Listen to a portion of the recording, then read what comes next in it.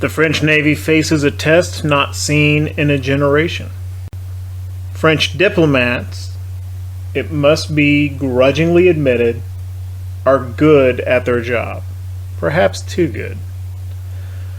While the rest of Europe repeatedly plunges into war, mostly against Britain, France has enjoyed a long peace with all of her neighbors. What's good for France, however, isn't necessarily all good for the French Navy. Our admirals and captains who prevailed in the 1893 Anglo-French War are long retired. An extended peacetime budget has left our fleet, technologically advanced though it may be, far smaller than the other powers. French naval technology has overall outpaced our rivals, but whether this is true in all areas of ship capability is unknown. War clouds now gather again over the Mediterranean. Will the French fleet be able to prevail over a much more numerous foe? It's January 1900. We are entering the 20th century. The Anglo-German War, the Second Anglo-German War, continues in the North Sea. Britain is having a bad time of it. The First Lord of the Admiralty has been fired, Britain having reached negative 100 naval prestige. Of course, that means that now, with the new leader, they're reset to 0. Right? When one of the other nations, naval minister or First Lord of the Admiralty, First Sea Lord, whatever it is, when they get fired, they just start over with a new guy and reset naval prestige to 0. When the player reaches negative 100 and gets fired, boom, it's game over.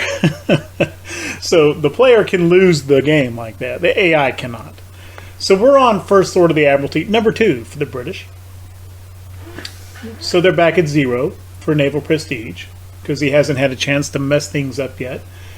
He will soon.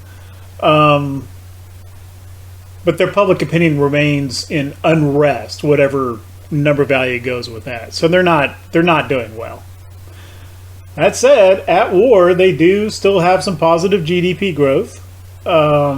They do still have like 3.4 billion naval funds. Their crew pool is just tapped out. But most of all, with all the fighting they've been doing, they have a fleet of 88 ships, 82 of which are under repair. So they got a grand total of 6 ships operational this month. Also worth noting, not only are they at war with the Allied Germany and Austria, Britain is also in a separate war with Italy as well. However, there haven't been any British-Italian clashes in the feed. There aren't any Italian task forces up here. So Italy, much like her Austrian neighbor, is content to be formally, quote, at war, unquote, and just watch the Germans beat the snot out of the British in the North Sea. It's nice work if you can get it. Meanwhile, what's going on with the French Navy? Well, as we left off the last episode, we are still building our 6-ship Diderot-class. Still building. Still got quite a ways to go. I also went back and did a fairly minor refit to the Duquesne-class, of which we only have 2. I upgraded her to the new armor that we have, the Harvey, instead of the nickel steel. And I redid her secondaries, having finally caught on that the whole idea of those later pre-Dreadnought Battleship hulls is to festoon them with ridiculous amounts of secondaries. So I did that with the Duquesne. Let's just have a look at it. So I had put some 4.9s down here on these lower sponsons. And I didn't have anything up topside. So I saved a little bit of weight by going to the Harvey armor, rather. I didn't mess with her other components. I could have put anti-torp on her, maybe buffed up her reinforced bulkheads, but no, I took the 4.9s off for weight alongside the improved armor and used the weight savings to basically put 3.9s every single place that I could possibly fit one. So she's got, what is it? Where's that listed? Up here. 42 3.9-inch guns. So, yeah. Any torpedo boat, any destroyer, any light cruiser that comes within whatever the range of these things is, which is not bad, I think, is going to get chewed up. And I don't think any heavy cruiser is going to like it too much either. Is it really that big a firepower increase, given that I gave up quite a few 4.9s on this lower on these lower sponsons? I don't know, but it sure looks a heck of a lot more fun.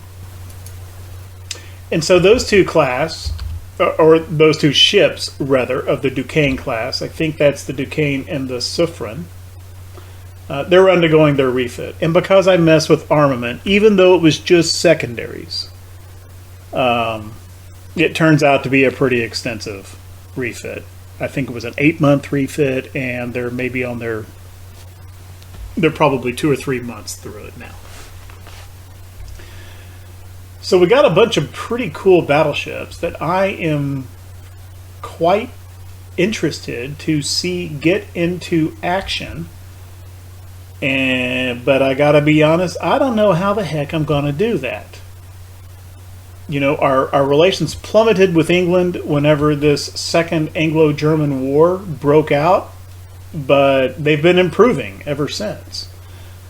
I'm not getting, there's all these events that crop up. This thing happened in their capital. The ambassador pissed them off. They're saying this about you in the newspaper. Their admiral said this about you at a party. Whatever. That drive the relations down. I'm not getting any of those.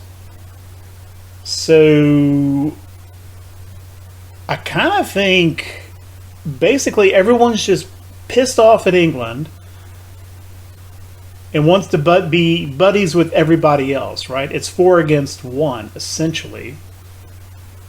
And I think we're just going to have to wait for England to dissolve. And then everyone's going to want a new punching bag. And that might be us.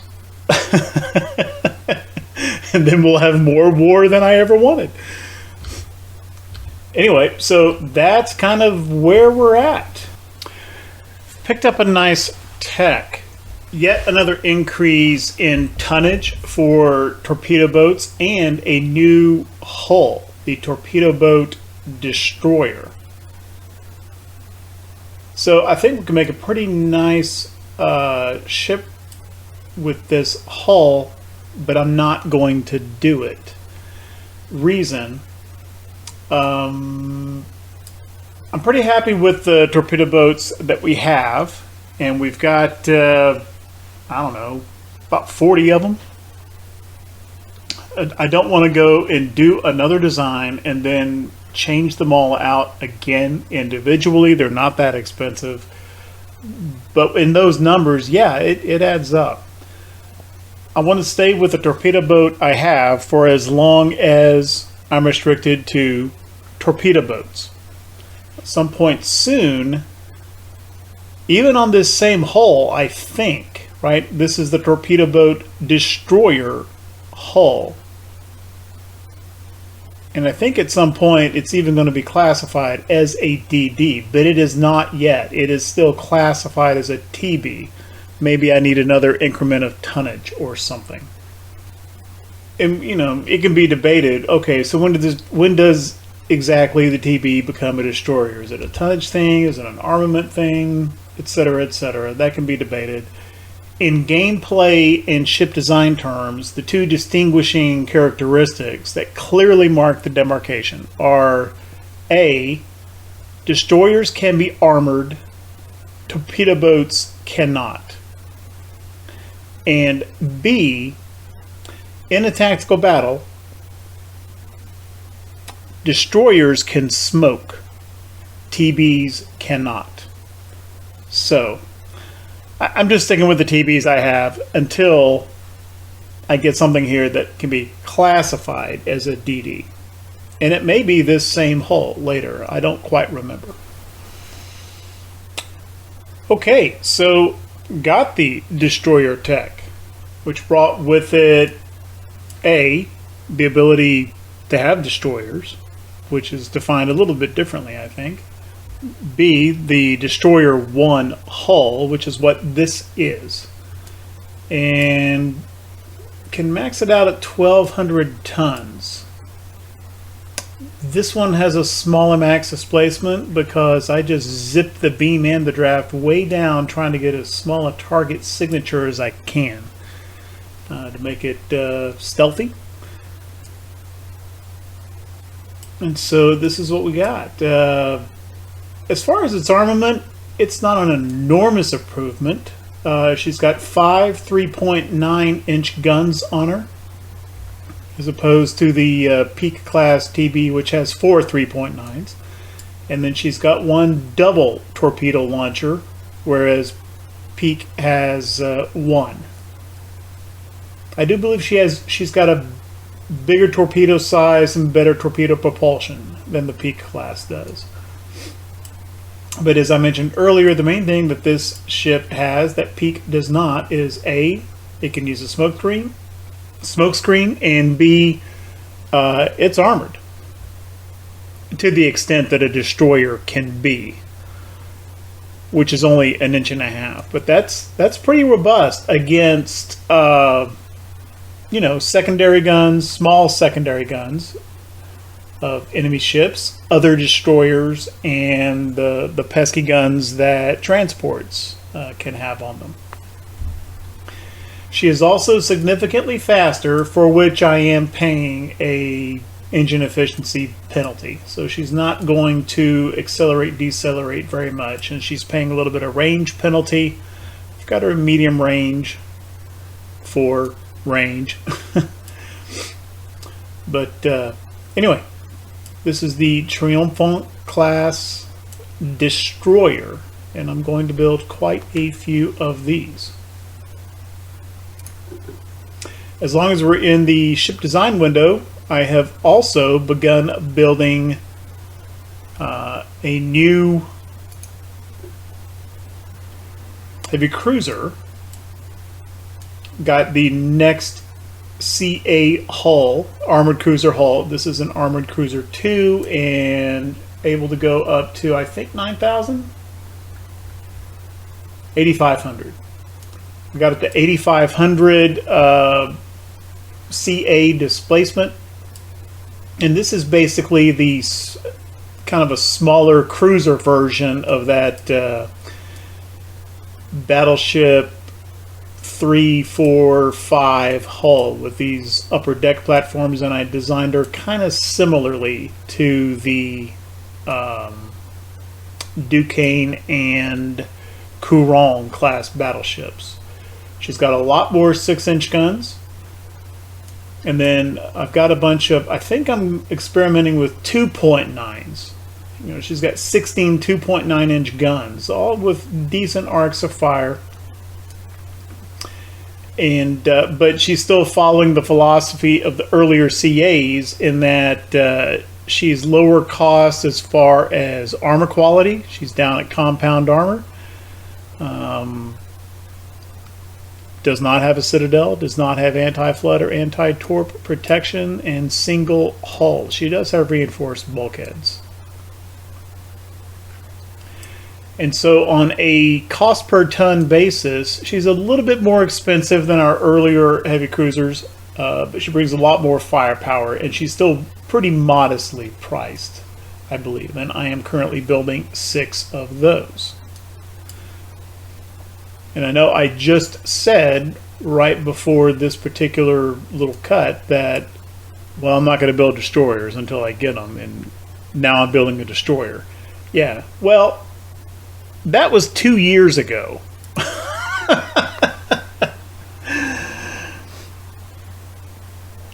Once we see here, yeah, we're well into 1902 now, and I don't know. This has to be the 4th or 5th Anglo-German war. I've stopped counting. I think it's probably the 4th. Anyway, so the recurring dynamic, and it's which I've mentioned before, but it's continuing. Britain keeps going in and out of war with Germany and Austria-Hungary, and then occasionally Italy. Nobody seems to give a damn about France.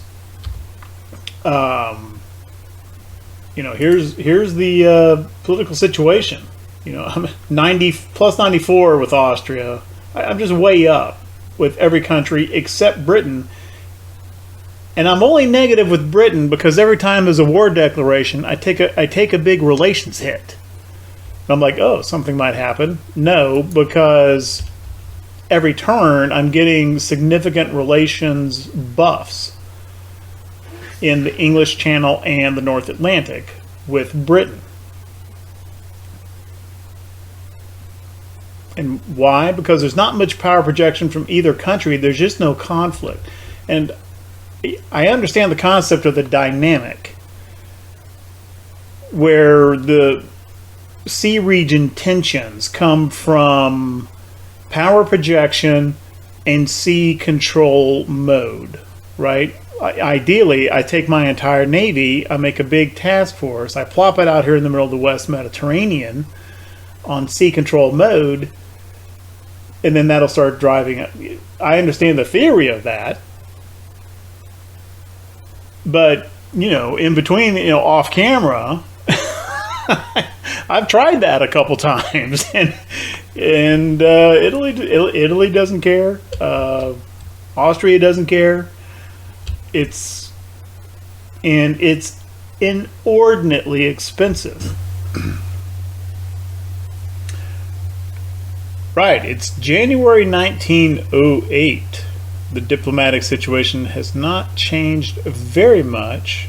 We've come down a little bit in relations with Austria. That's the closest we are to hostilities with anyone, but even they are still a little bit on the friendly side. And what I've been doing for the past several years is alternating between putting the ships out there in sea control, trying to drive relations down. That is not sustainable on a continuous basis. But I'm sending the fleet out and hoping that the net drop in relations with Austria offsets the small gains in Austria that I get whenever I've got the fleet back into port like I have now. So several years have passed. I made a big deal in the last episode about how the Diderot-class experimental battleships were cutting edge and revolutionizing the state of naval affairs in Europe. And, well, they're probably approaching obsolescence already. That was 7 years ago. We have, tech has progressed. We have dreadnought hulls. We have stereoscopic rangefinders. And we've had quite a number of boosts in the size of armored cruisers that we are able to produce. Let's just have a quick look on what has happened in designs of the past few years. All of the original, the older classes that we started the campaign with are gone, as they should be.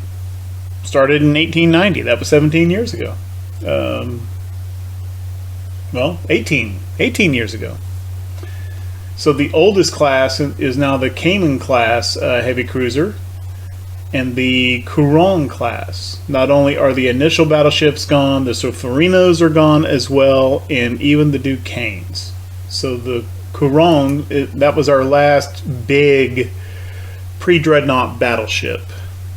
I think the last design that I showed on camera was the Triomphant Destroyer, which we still have. But we've got 2 new battleship classes and another heavy cruiser. So let's just have a quick look at those. I'm not quite sure how to pronounce this. Vergniaud. I'm going to go with Vergniaud. And I think this is the Dreadnought 1. It might be the experimental Dreadnought hull. And the shape of the forecastle pretty much defines where the obvious places are to put main guns. 6 turrets, any 4 of which can fire in a broadside. And the ship was large enough I was able to put 12.9s on her, which I could have done with the earlier couple of classes as well, but we have bumped up to Mark II 12-inch guns. The reason I had gone 11.9 on the last couple classes was because we had the Mark II 11-inch, but not the Mark II 12. And now that we have that, I'm back to the 12-inch guns, or 12.9s. And so that's what the Vergniaud has. This is also the first battleship class that we've had faster than 18 knots. So we're up to the 21 knot range. I had also gone with coincidence rangefinder on the Diderots, but we are now into stereoscopic rangefinders and actually have stereoscopic 2. That is the Vergniaud, and then soon after unlocked Dreadnought 3, and have now started building the St. Louis class. Actually pretty similar. She only has 5 turrets, and that's because finally have got was able to do super firing here. Basically just saved a turret so that we just 2 wing turrets instead of 4. Still limited to only 3 centerline turrets. Otherwise I would have dispensed with wing turrets entirely. But it's still 4 turrets per broadside. This is also a 21 knot ship and stereoscopic rangefinder, and there was something else about this particular hull that was an improvement over the Vergniaud, and I can't remember what it is. We are still limited to expansion engines, not turbines, and we are still reliant on coal for fuel. So the smoke interference and well, let me restate that. The engine efficiency on these battleships is still not very good. However, I made the decision to prioritize a low smoke interference. So they were actually pretty good on smoke interference because I just went with 1 funnel. If I went with 2 funnels, this smoke interference would jump up from single digits to like 50. So they're still kind of sluggish in terms of acceleration, but they're 21 knot ships, and I think that they're going to do just fine. And then finally we have a much larger heavy cruiser, or armored cruiser. This is the Rochambeau class, and obviously the theme is similar to those last pre-Dreadnought battleships, with these raised superstructure deck platforms covered in secondaries. And her main armament, 1, 2, 3, 4, 5, 6, 7, 8 6.9-inch guns, many of which are on these below deck edge sponsons. And this is basically an 11,000 ton heavy cruiser, still holding to the same philosophy that I have with earlier heavy cruisers. Fairly cheap in terms of not very much armor quality. Didn't spend money on anti-torp, anti-flood, citadel, auxiliary, shaft, that sort of thing. So they are still fairly cheap and expendable and not as resistant as they could be. They do have a fair amount of armor on them, even though it's just compound. So it's, it's evolutionary, not revolutionary, but just kind of the same theme on a bigger hull. I think this thing does have quite a bit of range. Yeah, 22,000 kilometer range. So these things ought to provide some pretty robust power projection. These are fairly recent designs.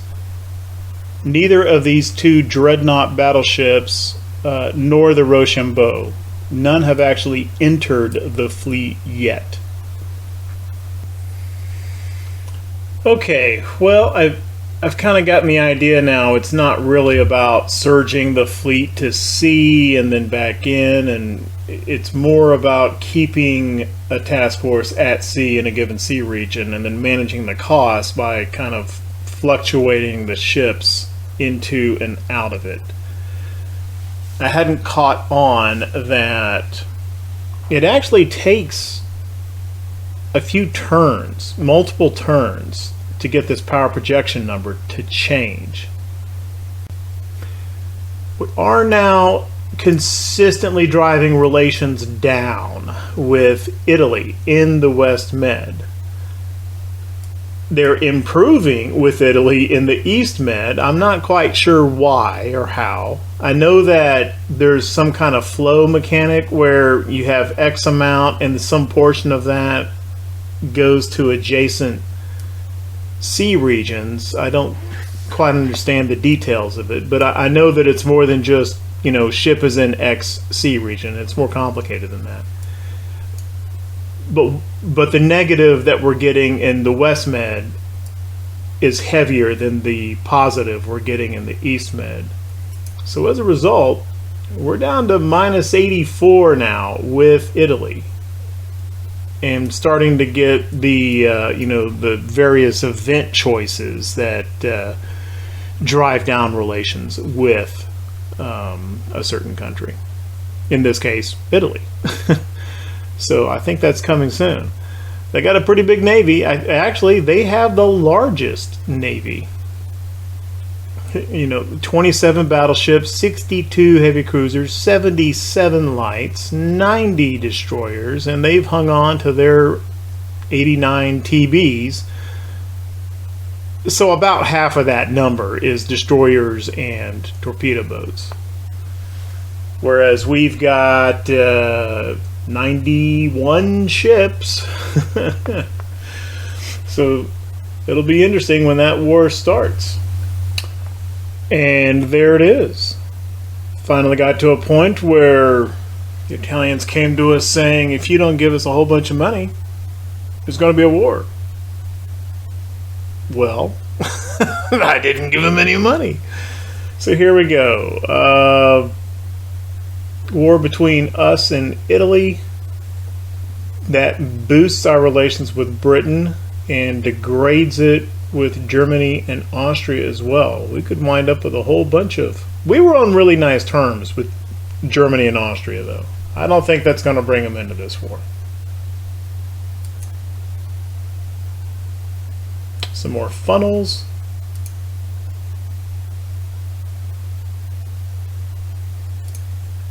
Meanwhile, this whole time, Britain has been fighting the other three powers, Austria, Italy, and Germany.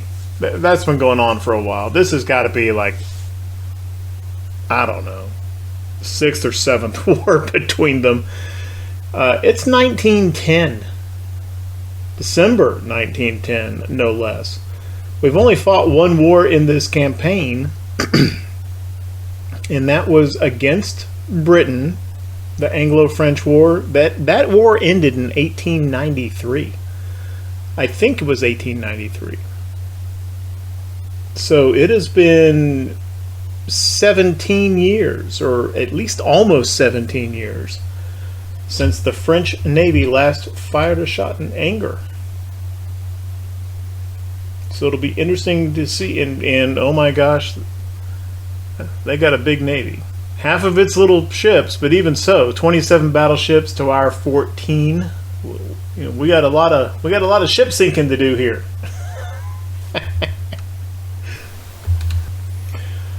Okay, so this is the first thing that it throws at us is a clash of fleets, where it's 2 battleships, 2, 3, 4, 6 heavy cruisers and 4 destroyers against, oh, I don't know, about 1 billion?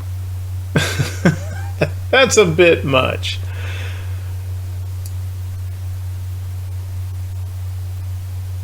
I'm going to see if let's hopefully get some more battleship. I'm going to try to withdraw from this. Yeah. I mean, individually our ships were worth 2 or 3 of theirs, but not 8. Even at lousy accuracy and everything, that was just going to be so many incoming shells. Okay. So we escaped that. Yeah, let's start working on the Italians with something like this. Coast Alarm. They seem to be a small force, Western Mediterranean, and here we go with the opening shots of the Franco-Italian War. Just for role-playing sake, let's say that this is something over, it's a squabble over Sardinia. This is the Sardinia War. Okay, Jules Michelet. This is a Cayman-class heavy cruiser, which we never saw in action before because they were designed after the last war.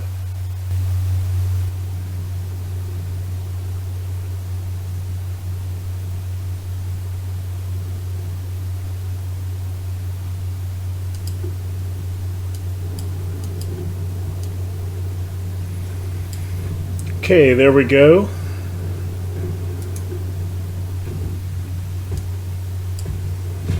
That is almost certainly the destroyer. Let's turn directly away from it. There's probably already torpedoes in the water.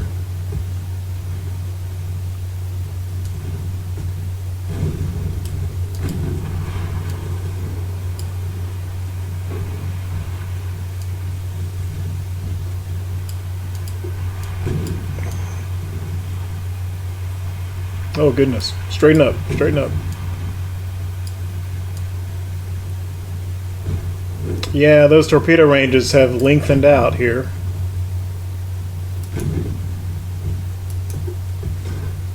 It's a torpedo range now. 5.1 kilometers.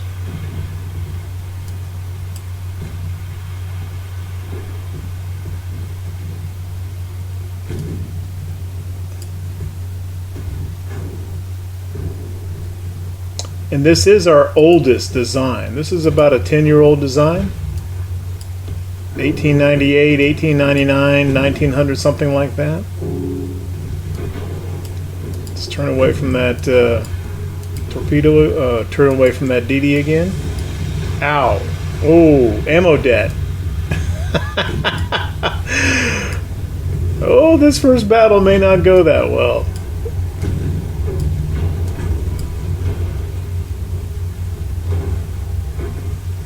Yeah, Jules Michelet is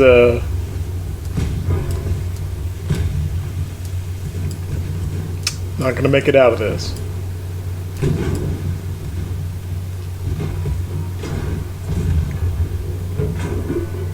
And that destroyer didn't really get banged up too much.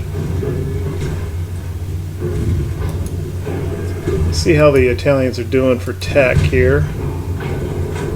It's an 868-ton destroyer.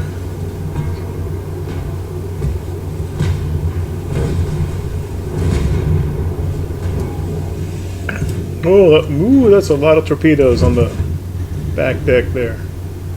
4.2-inch guns, 1.9-inch guns. And a total of 5 double torpedo tubes, 4 of which can fire in one salvo. That's 8 torpedoes. Okay, well, the first tilt in this war goes to Italy. Didn't get a chance to look at that light cruiser. Alpino Bagnolini light cruiser, about 5,000 tons. Tops. What was the speed on that destroyer, by the way? 31 knot. And that is a 27 knot light cruiser. Fastest ship in our fleet is 21 knot. 4.2-inch guns, 2.1s, 1.6s, and just 2 underwater torpedo tubes. Okay, not too. So this light cruiser class, the Alpino Bagnolini, is not going to be too much of a problem, other than she's got the speed.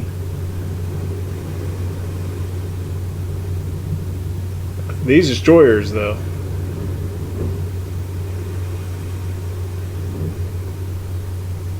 that's a little worrisome, because that is a buttload of torpedoes on this thing. Definitely a torpedo heavy DD by my own gun heavy. How was my gun accuracy during the short time I remained alive? Well, I was firing at a destroyer in smoke, a fast-moving destroyer. Given that, that's probably not horrific accuracy.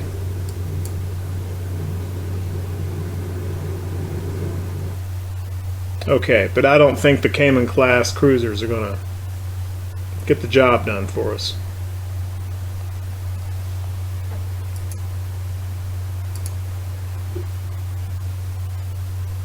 Yeah, defeat 323 VP.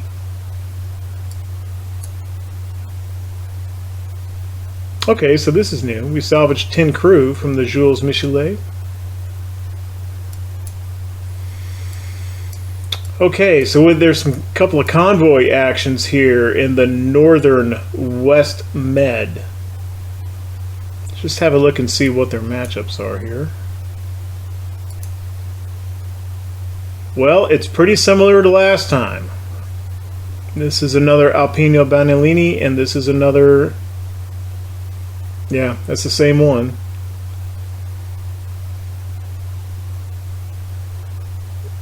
Our DD may actually wind up being more important than Bruy. And we got to defend 15 transports here. Okay, that's one. How about this other one? And this is more or less a straight up heavy cruiser versus... This one's pretty symmetrical, except we have an extra DD. Ours are gun heavy. Theirs are torp heavy. But they got that 5-mile range now. 5-kilometer range. All right. And I think that we will fight those battles in the next episode. If you like what we're doing with the channel, then leave a like, leave a comment, maybe even subscribe. If you're new to the channel or the series and would like to catch other episodes in this series that you haven't seen yet, I'm linking the playlist here. At any rate, thank you very, very much for watching. I appreciate it.